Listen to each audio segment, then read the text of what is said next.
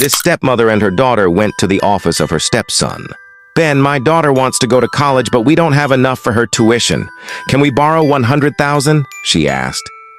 Ben smiled. "Of course, besides, she's smart. Here's the money." The two siblings widened their eyes when they saw him hand over the bundle of cash to them. The two were very thankful and left. "Brother, you're too generous to them." "Yes, brother. They're not even our real siblings or mother," added his little sister with visible annoyance. Years passed and the stepmother visited again. "Ben, my daughter is in the hospital and about to undergo surgery. Can I borrow money for the expenses?" she pleaded sadly. Ben's siblings looked disappointed, but without hesitation, the man handed over his ATM card. "Here's my ATM. Use it to pay all the hospital bills and medicines. I hope Jing gets well soon," he said. The stepmother thanked him and left. "Brother, it looks like they're just taking advantage of you. They haven't even paid their previous debt." "Don't be too kind," he said, which the little sister agreed with, annoyed as she reminded him that they're not even blood-related. "Don't worry. I'll soon have another big project, and I'll need someone to handle it once it gets approved," Ben said, which made his siblings happy. "Brother, let us handle it," they eagerly offered. "I'll let you know once I talk to the investor," Ben replied, and his siblings left happily. After a month, the investor came.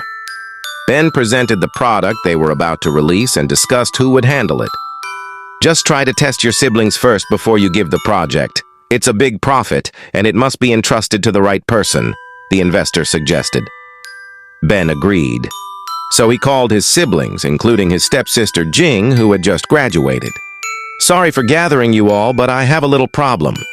The finance department ran away the funds meant for production. Can I borrow money from you?" he asked the three. At once, their smiles disappeared. The little brother quickly said he had no money and his wife would be angry if he lent some, then excused himself, saying he needed to go somewhere. "Ah, brother, I also don't have money. I just bought a car. I need to leave too. I have to pick up my child," his little sister said, and hurriedly left. Jing smiled. "Brother, don't worry. I've tripled the amount you gave me with the ATM before. Here it is, and also the money you once paid for my tuition." She handed it over. Ben couldn't believe it, and told her that it was just a test. He wanted to see who truly deserved to handle the new project. "Jing, you deserve this. Soon you'll also be the one to manage my company," Ben said, and his stepsister was deeply grateful. Do you believe that sometimes the ones who aren't even your blood are the only ones who will stand by you when you need it most? If yes, like this video and subscribe for more touching stories.